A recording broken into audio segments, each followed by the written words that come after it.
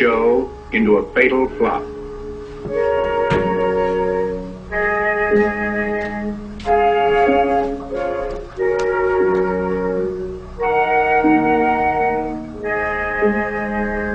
With rations, blankets, ammunition all bogged down en route behind the lines, the War Department has notified Pershing that it plans to send over another general to take charge of the lagging supply services with equal authority.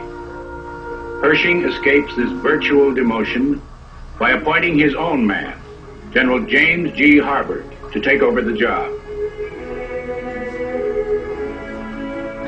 In the field, he splits his bulky force into two armies, each with its own commander. Now in charge of First Army, General Hunter Liggett, admired as a military thinker. Commanding the new Second Army is Robert Lee Bullard, a general with an offbeat taste in uniforms.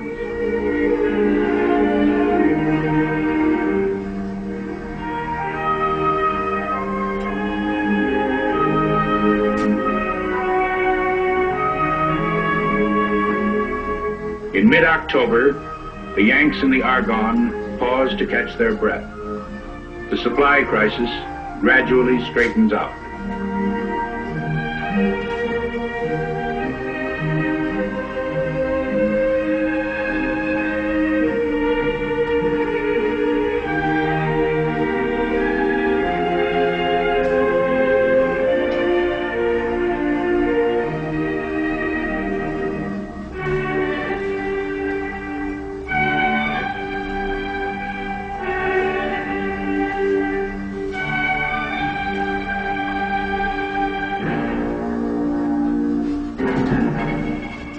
This is supply under fire.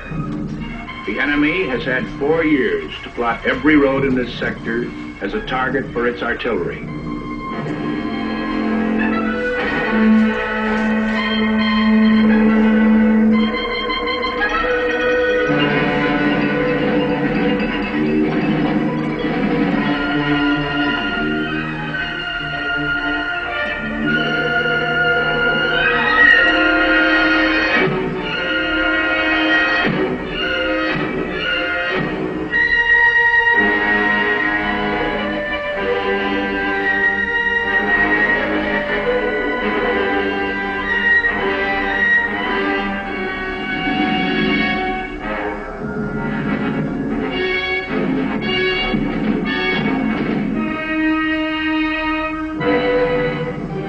Elsewhere on the Western Front, the German army is falling back.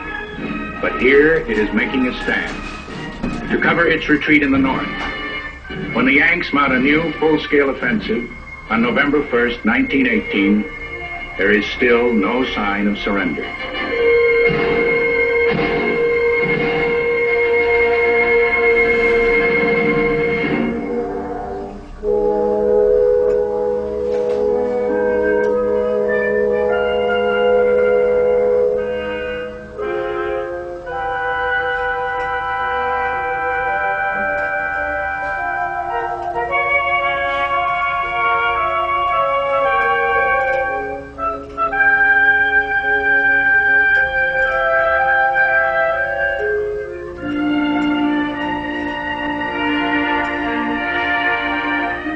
Like all battles, more than most, the Meuse-Argonne becomes a story of war's degradation and man's heroism.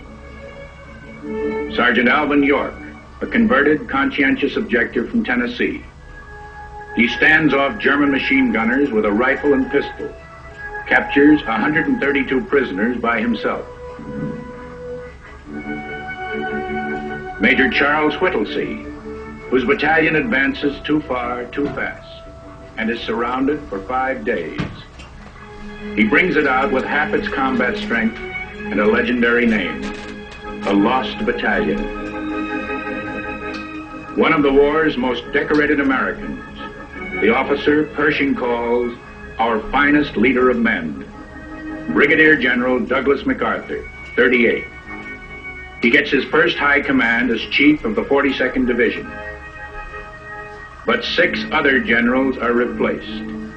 or failures of judgment or of nerves under the terrible strain of this battle.